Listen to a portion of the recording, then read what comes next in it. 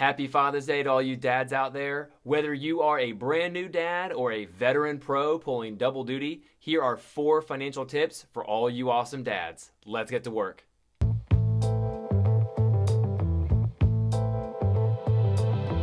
Okay, tip number 1 is for all of you brand new dads out there. Take a minute to review your health insurance coverage. This way you'll have a rough idea of what the medical bills will look like in a few months. It's not a bad idea to give the hospital a call and ask for somebody in their billing department to try to get some specifics, and then also follow that up with a call to your health insurance provider to try to get a general range of what the average cost of a birth might look like, and make sure you ask about in-network versus out-of-network as well. Just in general, start saving cash now, whether it be for medical expenses or diapers or whatever it is you think you might need to spend money on.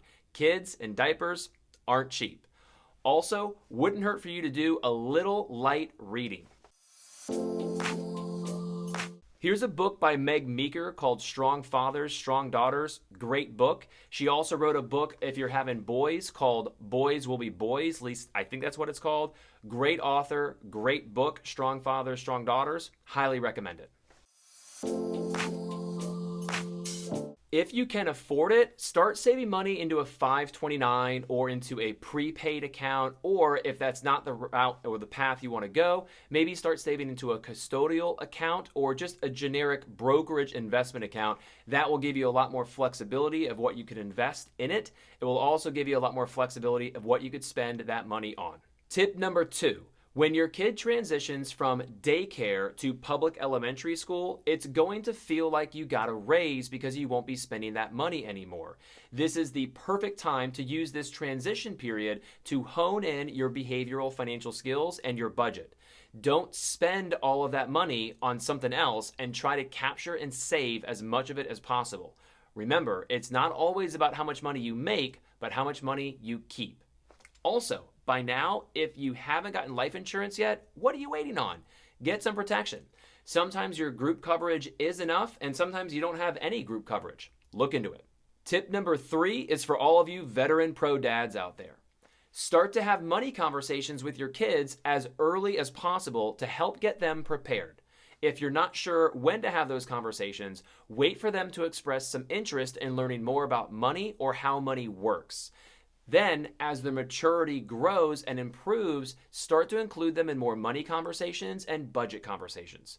A good buddy of mine just posted on Facebook the other week about how he took his kids to the bank to help them open up their first checking account.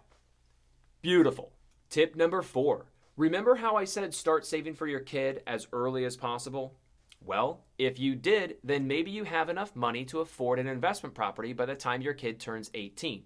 And instead of your kid living in a dorm room like I did my freshman year, you can afford the down payment of an investment property near campus. And your kid lives in one room and you rent out the other 2 or 3 rooms to your kids' friends.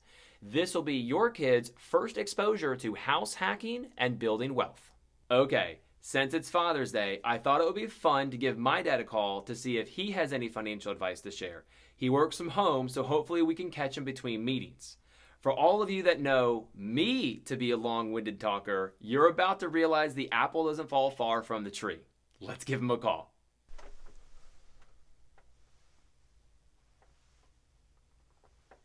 Okay, this is going to be fun.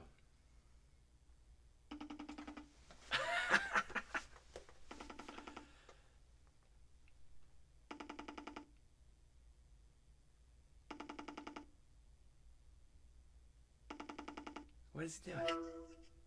Hey. Oh my goodness, I thought it was gone. I recognized the phone number. Hey, I know I'm catching you out of left field. Do you have a minute or two to chat, or you're right in the middle of something? No, I got time. All right, cool. Hear from you. Yeah, so I'm making a video for Father's Day, and it's going to be something like, financial tips for fathers, or I don't know, something simple. And I was thinking, hey, what not a better person to ask than my own dad? So what, 2 or 3 tips you would give to anyone that might watch the video, like money tips, behavior tips, best practices, whatever. What would be 2 or 3 little tips you'd give? Well, I've got our money tree in the background there.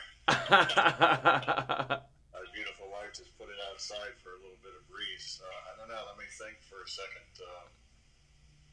I guess what immediately comes to mind is I like to tell everybody that I can define my success. Actually, I think it was somebody that was complaining. I was complaining to somebody, and they were saying, Tim, what's your problem? You've got 4 independent sons that are doing things on their own. And I'm like, you're right. I can beat my chest for that one. That's a good one. So I don't know. Just to piggyback on that one, you're calling me for advice. So I would say you definitely have arrived to a stage of independence. That's for sure. Yeah. Do you feel like you're independent? Not like retirement independent, but yeah, I mean, I'm not relying on you and anyone else for money. I mean, if that's what you mean, yeah, I've been independent like that since 22. Yeah, quite a long time. Yeah, exactly. Yeah. Because, I have siblings. I know a lot of people at work, and particularly now, even with things that have been going on, the kids are living with the parents, and it seems crazy to me because I pushed you guys out. Being men, I wanted you to be independent and responsible for yourself. So you've done a great job. You surpassed anything I could have done. That's for sure. So tip number 1 would be raise your kids so that they can be independent. Correct. Okay. Yeah, so that you can still have your life and they can move on. So okay. To me, that defines my success. Okay. Another one that comes easily to mind because my beautiful wife and I were just doing our bills and budget today. We get paid a couple of times a month, and for some reason, sometimes the bank sends it a little bit earlier, so we got it today. So we've been focusing on that. So when a bill comes, I always get really nervous. I want to know exactly right away how we're going to pay it and what we're going to do for it. So I think that's important. It certainly is reflected in my credit score. Since I have more than a few years in paying bills.